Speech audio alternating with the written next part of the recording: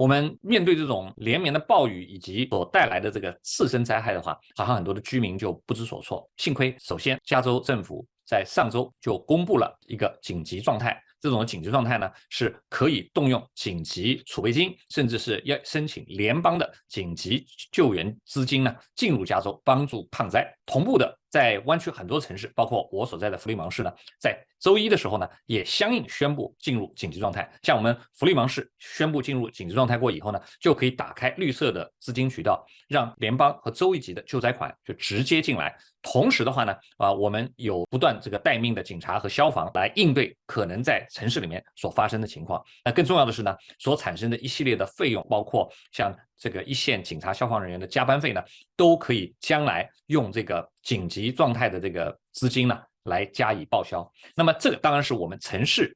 采取的一个首先的一个步骤。